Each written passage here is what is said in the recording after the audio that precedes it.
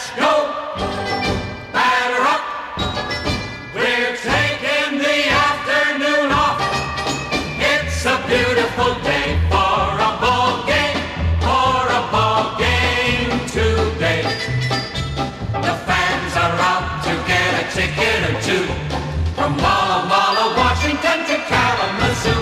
It's a beautiful day for a home run, but even a triple's okay. We're gonna cheer and boo and raise a hullabaloo at the ball game today.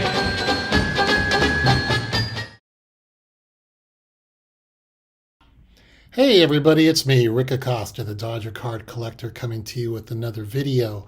Today is Friday, February 24th, and the weekend is here, and I'm going to be stuck in the house all weekend because it's raining. When you're in California, when it rains, you don't go outside. That's my opinion.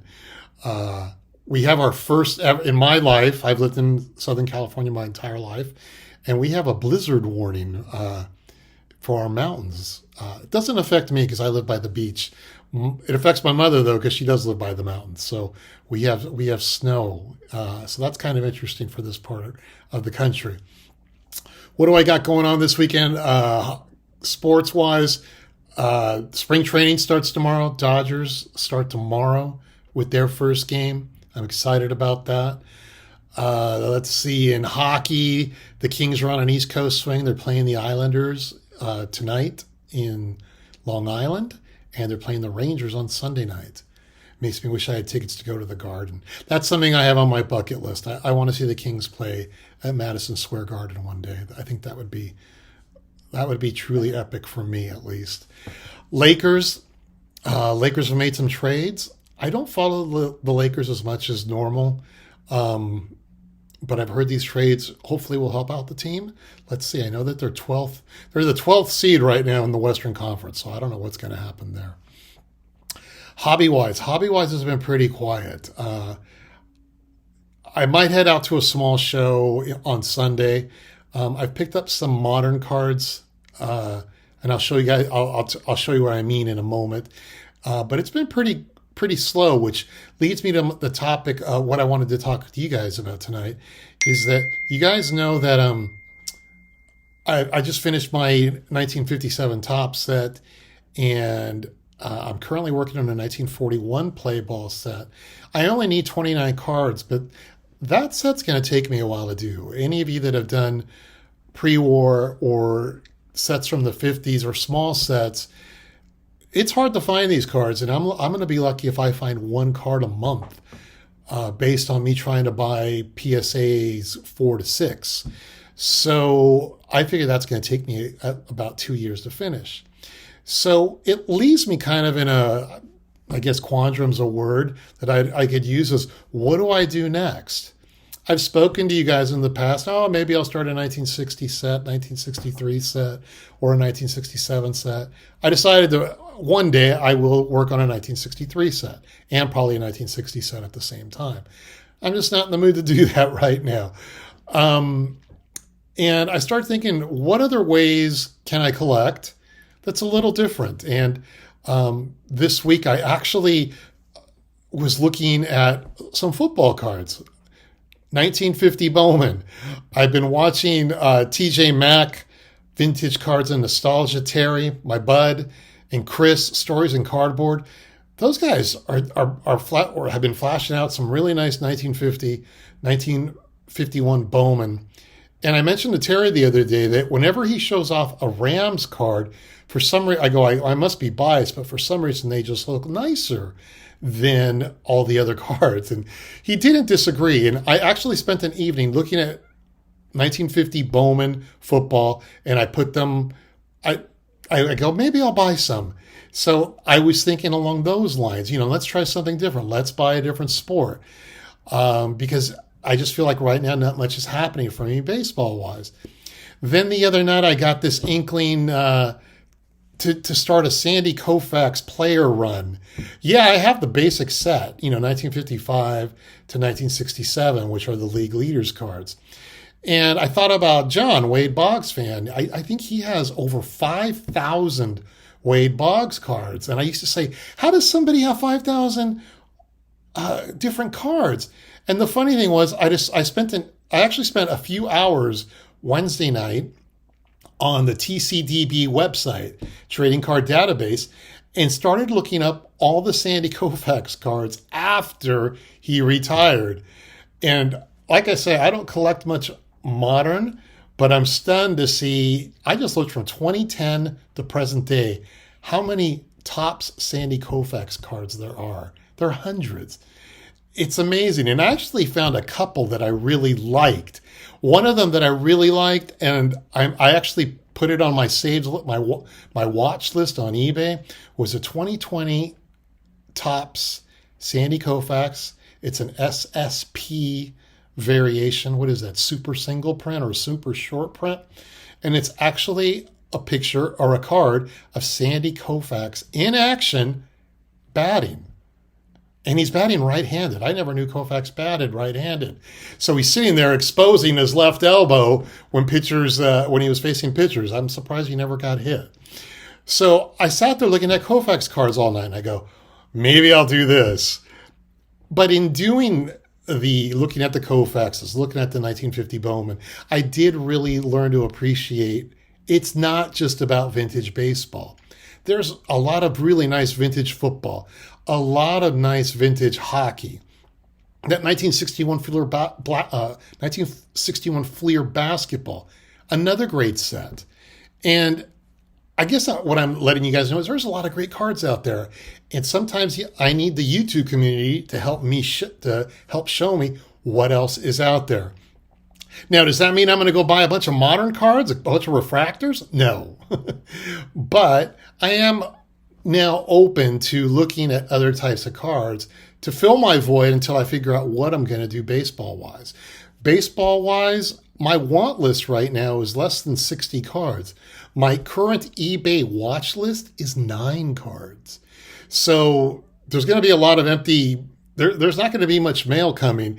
And when I show you the cards that I'm about to show off to you, you're going to notice, yeah, he's buying different stuff these days. And it's just because my net has become so narrow that I have to start thinking, what else do I look for?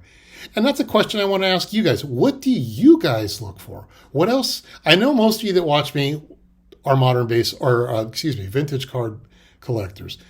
But some of you collect hockey, some of you collect football, some of you collect basketball, some of you are team set players. What else do you look at besides your main collection?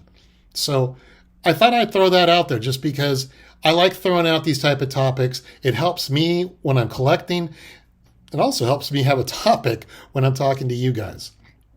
All right, so I've been rambling for 7 minutes. Enough. Let's turn the camera around, and I'll show you what I got for you today.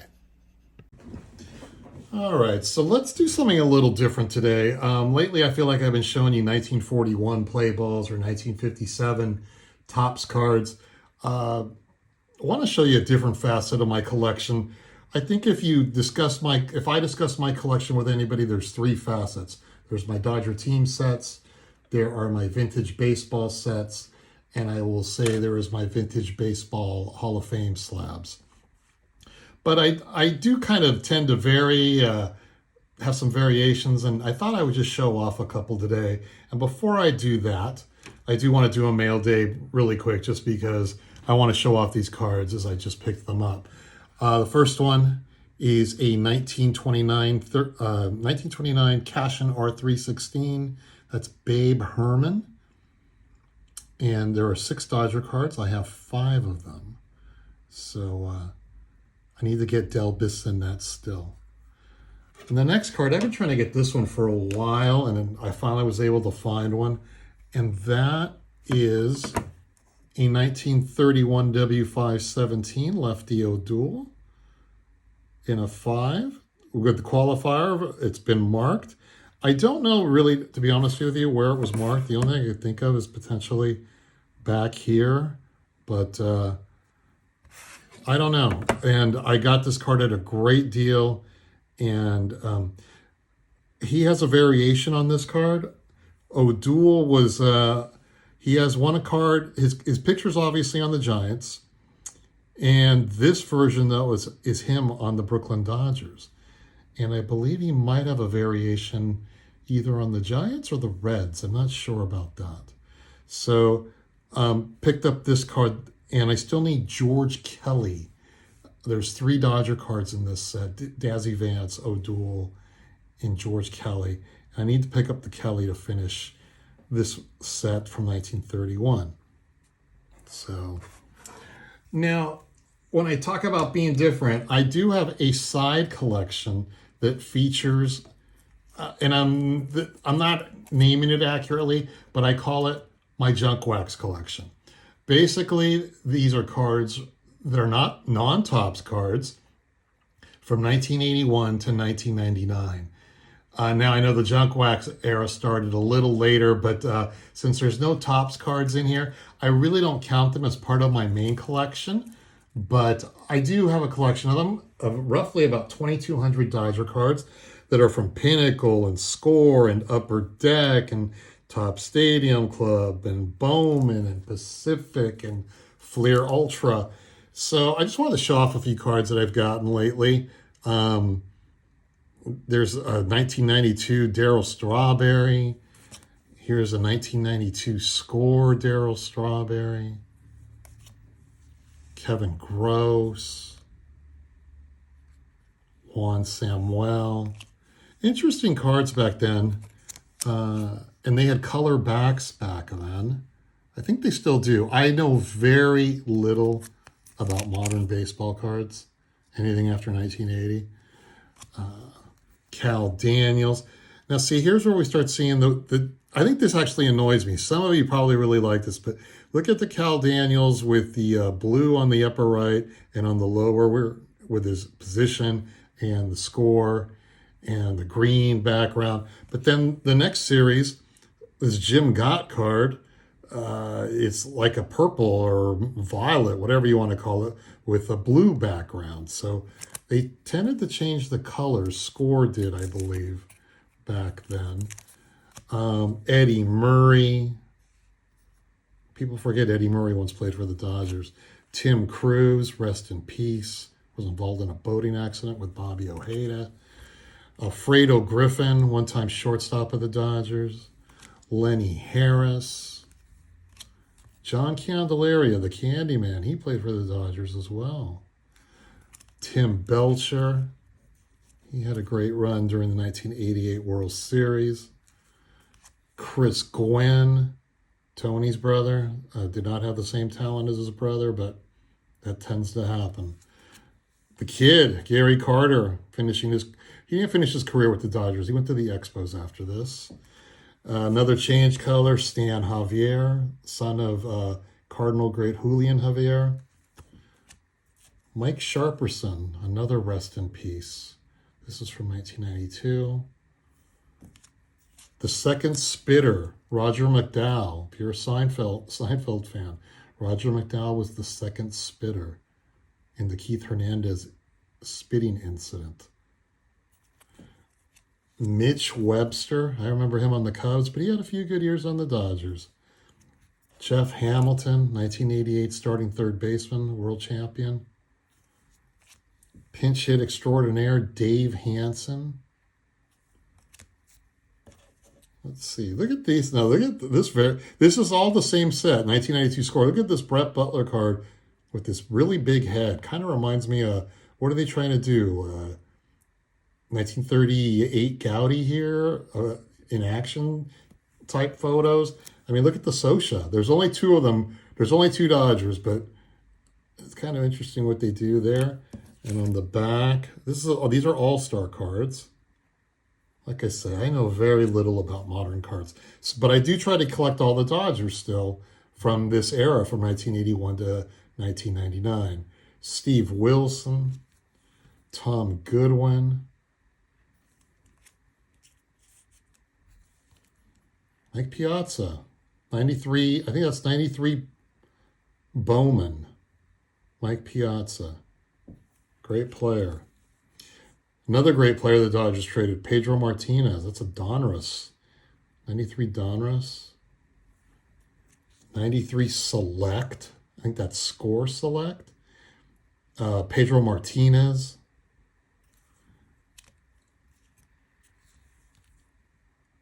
Upper Deck star rookie card of Mike Piazza. Still wearing number 25 at that point. Let's see. Jim Gott, relief pitcher. Someday I might tell a story about this. His card number is 666.